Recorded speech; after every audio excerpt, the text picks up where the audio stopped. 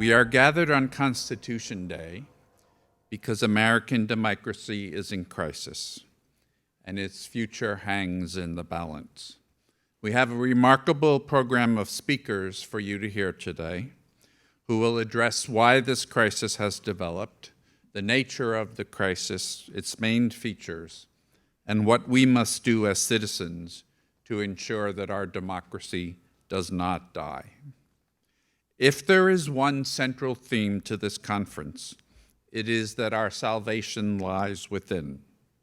No one but American citizens can save our democracy. When the AFT conceived of the Shanker Institute over a generation ago, supporting democracy was a key tenet.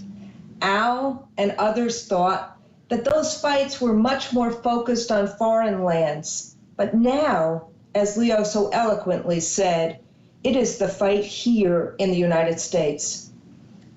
But in the post-Watergate era, the vast majority of Americans thought our republic could withstand anything. But one American, someone who happened to be running for president, warned us.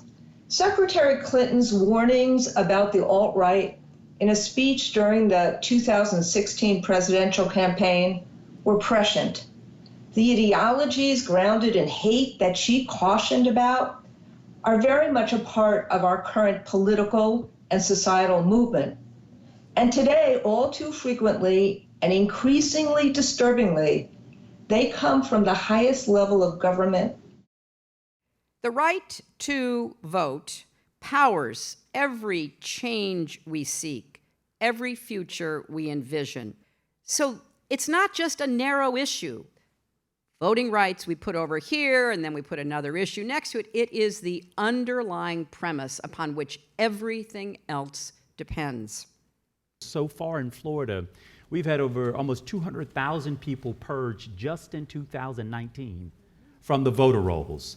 These supervisors of elections in all 67 counties are applying their own criteria and removing people from the voter rolls. Of the folks who have been removed in a partisan way in the state of Florida, Democrats versus Republicans, Democrats have been removed 10 times the rate of Republicans in the state. When President Trump tried to create a commission that questioned 2 to 3 million voters, calling them illegal, we knew that he was speaking about the Latino community specifically. And so when we talk about how do we inform people that make sure that they're enfranchised, we have tons of studies demonstrating that a Latino will come in and say, look, I'm supposed to be on the voting rolls, and 9% of them will say, actually, you're not supposed to be, when in fact that's wrong, and 5% of white voters are. So we have to make sure that our folks are informed of what their rights are in those counties, and basically say, even if they don't accept the ballot, say, you need to give me at least a provisional ballot. In the 3 states that flipped to Trump, is no accident, particularly in Wisconsin, but also in Michigan and Pennsylvania. There was a wave of anti-labor legislation that tried to gut labor's capacity to participate in civic engagement quite successfully. So if you look at the margins of those states and what the governors did in those states with forensic attention, that's one of the many good explanations for what happened in 2016.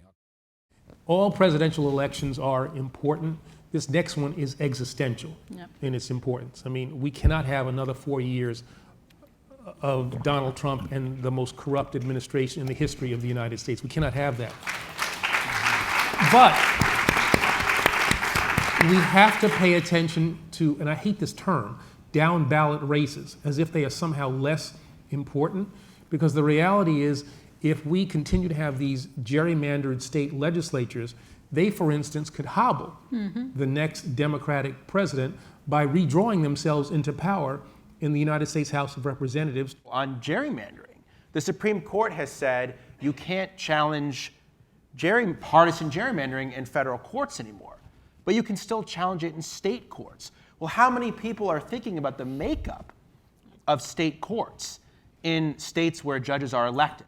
I think that it was really important to us as we founded Indivisible and as we were working on our activism over the last couple of years to really draw the connections here to say that Trump had risen to office, not out of nowhere, but on the force of sort of an illiberal political current that had been under the surface for a really long time. And that he was also drawing on currents within the Republican Party that have consistently focused on taking power and then using that power to disenfranchise opponents, to disenfranchise people of color, to go after civil society, to undermine the institutions that actually protect a representative democracy.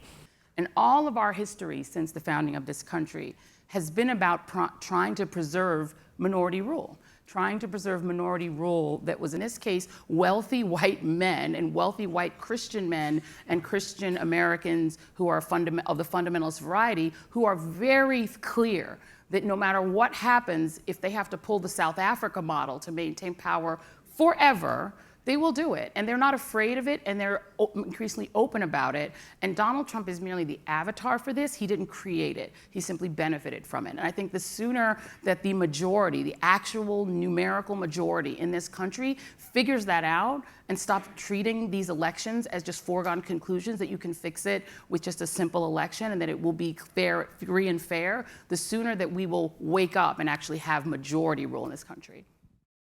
You know, what we've seen now, and I think what has changed, is that people who are skeptical of the media, and again, some skepticism is good, now simply say, you know, it's all fake news. You know, who cares if it was in the New York Times? You can never believe what they say. And it's very, very easy to do that. And they've been given license to do that by the president, who has declared us the enemy of the people. You know, Dr. King said that the arc of the moral universe is long and it bends towards justice, but that arc doesn't bend by itself. It only bends when people like you put their hands on that arc and pull it towards justice. And I think it is the responsibility of each and every one of us not only to come to wonderful forums like this, but the question is, what are you going to do when you leave? You know, what are you going to do with your friends? Somebody had raised that. What are you going to do to convince other people to make sure that they are counted in the census, that they register to vote, and that they ultimately then do vote? We're the ones who are responsible for bending that arc, pulling that arc towards justice. We can't wait for the cavalry. We are the cavalry. Right. We are the change. And so I hope we'll all leave here with, infused with the notion that we control our destiny, that we do have that capacity. There are more of us than there are of them. You know, people who are dedicated to our democracy, dedicated to fairness. We can do this if we stay united, if we stay focused, if we understand that obligation that we have to those who made all the opportunities that we have possible. We can do this.